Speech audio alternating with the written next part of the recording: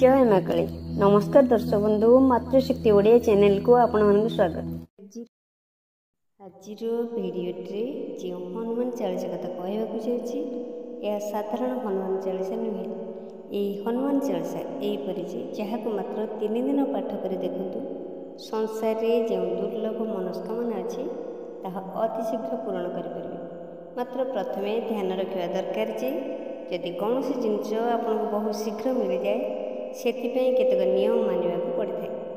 प्रथमे देखिए यही हनुमान चालीसा पाठ कहार अनिष्ट जपरी करा न जाए निजपाई करवा उचित जोटा कि आपणकर भलपाई अन्य लोकर क्षति है बड़ी उद्देश्य नहीं कर आवश्यकता नहीं। यहीपरि किसी नियम मुझे कहि प्राय समस्ते हनुमान चालीसा शनिवार मंगलवार कि प्रतिदिन पाठ करते। मात्र आज भिडियोटे जो दुर्लभ हनुमान चालीसा विषय कहुई मात्र 3 दिन मध्य आपंकर मनस्कामना पूर्ण हो। तेणु यार पाठ स्वतंत्र तंत्रशास्त्र यही पद्धति को शक्तिशाली रूपे ग्रहण कर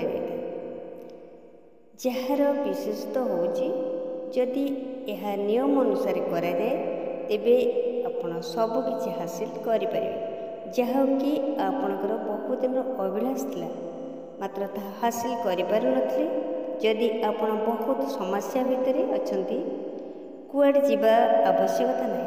कारण ये जो उपाय विषय कहबी ताहा एपरि शक्तिशाली जहाँकि प्रभु हनुमान जी को आसन को हलचल कर दे पारे और प्रभु हनुमान निजर भक्तर सम्मुख को आसी तार मनस्कामना को अचिरे पूर्ण करते। आसतु जानिबा तार पूजा विधि संपर्क। हनुमान चालीसा को मंगलवार दिन आरंभ करवा उचित। यह रात्रि 9टारे आरंभ कर आप निश्चय भावुवे यह प्रभात समय कहीं करा न मात्र यह जाणी रखा उचित जे प्रभु हनुमानकर जहाँ भी प्रयोग किंबा पूजा करुता संध्या समय करागले तार अधिक फल मिलता है। शास्त्र अनुसार प्रभु राम भक्त हनुमान दिन सारा प्रभु श्रीरामचंद्र सेवार लिप्त था। संध्या समय प्रभु हनुमान निजर भक्तर डाक को शुणी था। तेणु संध्या समय प्रभु हनुमान को पूजार उचित समय अटे। तेणु ये जो प्रयोग बा उपाय करा रात्रि 9टारे आरंभ करा उचित।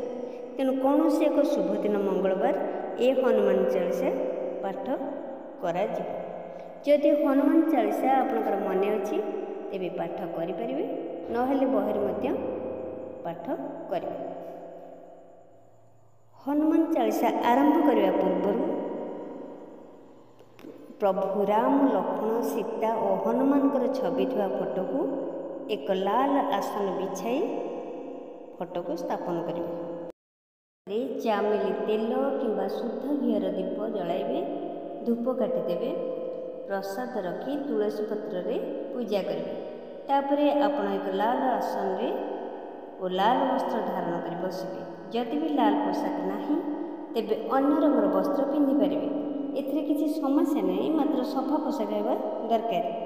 तापरे शुद्ध चित्त और दृढ़ विश्वास रे प्रभु ऊपर रखी निज आसन में बसी किसी जल हाथ में नेबे और 3 थर आचमन करेंगे। तापर संकल्प करेंगे।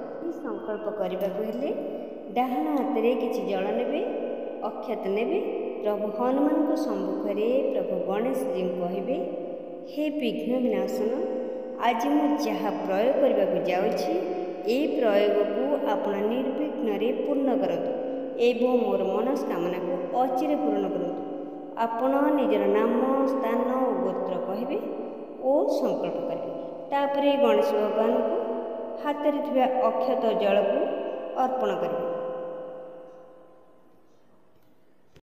यापर भुजपत्र नेबे एवं लाल चंदन जदि न मिले लाल पेन नेबे आपण मन में जहाँ अभिलाष थी लिखिए। तापरे प्रभु हनुमान को मूर्तिर पाद निकट में रखिए। तापरे हनुमान चालीसा को मंगलवार दिन 3 थर पाठ करेंगे। 3 थर पाठ करने पूर्व प्रभु रामचंद्र आरती करेंगे। पर प्रभु राम भक्त हनुमान आरती कर प्रसाद अर्पण करेंगे। 3 ଦିନ ବ୍ରତ ରଖି କଲେ ଆପଣ ସର୍ବଶ୍ରେଷ୍ଠ ଫଳ ଲାଭ ପାଇପାରିବେ।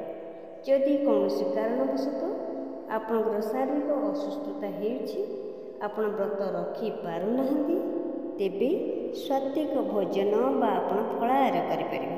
ରାତ୍ରି 9ଟା ପରେ ଏହା କଲେ ଅବିଶ୍ୱସନୀୟ ଫଳ ମିଳିଯିବ। ପ୍ରଥମ ଦିନ ମଙ୍ଗଳବାର ପ୍ରଭୁ ରାମଚନ୍ଦ୍ରଙ୍କର ଆରତି କରି ପରେ ହନୁମାନଙ୍କର ଆରତି କରିବେ। ହନୁମାନ ଚାଳିଶା 3 ଥର ପାଠ କରିବେ। ତାପରେ ବୁଧବାର ଦିନ ଆପଣ ସେହି ବିଧିରେ 7 ଥର ପାଠ କରିବେ। କେବଳ ଦୀପ ଦେଇ ଶୁଦ୍ଧ ଚିତ୍ତ ଓ ପ୍ରଭୁଙ୍କ ଉପରେ ଦୃଢ଼ ବିଶ୍ୱାସ ରଖି ପ୍ରଭୁ ରାମଚନ୍ଦ୍ରଙ୍କୁ ଆରତି କରି ପରେ ହନୁମାନଙ୍କ ଆରତି କରି ଦୀପ ଦେଇ ଶୁଦ୍ଧ ଚିତ୍ତରେ ପାଠ କରିବେ। ହନୁମାନ ଚାଳିଶା ସ୍ୱୟଂ ସିଦ୍ଧ ଅଟେ, ତେଣୁ ତାକୁ ସିଦ୍ଧ କରିବାକୁ ପଡ଼ିନଥାଏ। ତୃତୀୟ ଦିନ ଅର୍ଥାତ୍ ଗୁରୁବାର ଦିନ ଆପଣ 11 ଥର ପୂଜାବିଧି ଅନୁସାରେ ପାଠ କରିବେ। ସଂକଳ୍ପ କରିବାକୁ କିମ୍ବା ନିଜର ଅଭିଳାଷ ଲେଖିବାକୁ ପଡ଼ିବନି, କାରଣ ଆପଣ ଏହା ପ୍ରଥମ ଦିନରୁ କରିସାରିଛନ୍ତି। ତେଣୁ ଗୁରୁବାର ଦିନ ବିଧିପୂର୍ବକ ପ୍ରଭୁ ରାମଚନ୍ଦ୍ରଙ୍କୁ ପ୍ରଥମେ ଆରତି କରିବେ, ପରେ ପ୍ରଭୁ ହନୁମାନଙ୍କୁ ଆରତି କରି ପ୍ରସାଦ ଅର୍ପଣ କରି ଧୂପ ଦୀପ ଦେଇ ହନୁମାନ ଚାଳିଶା 11 ଥର ପଢ଼ିବେ। ଆପଣଙ୍କର ଅଭିଳାଷ ସବୁ ପୂରଣ ହେବାକୁ ଲାଗିବ। ଦେଖିବେ ଆପଣଙ୍କ ମନରେ ଯାହା ଆଶା ଥାଉ ନା କାହିଁକି, ଯଦି ପୂରଣ ହୋଇପାରୁନଥାଏ, ଏହି 3 ଦିନ ବ୍ରତ ରଖି ପାଠ କଲା ପରେ ଆପଣଙ୍କର ଆଶା ଅଚିରେ ପୂରଣ ହେବାକୁ ଲାଗିବ। ଆପଣ ବିଶ୍ୱାସ ମଧ୍ୟ କରିପାରିବେ ନାହିଁ। ଯଦି ଭିଡ଼ିଓଟି ଭଲ ଲାଗିଲେ ଲାଇକ୍ ସେୟାର କମେଣ୍ଟ କରିବେ ଓ ଚ୍ୟାନେଲକୁ ସବସ୍କ୍ରାଇବ୍ କରିବେ। କମେଣ୍ଟ ବକ୍ସରେ ଜୟ ଶ୍ରୀରାମ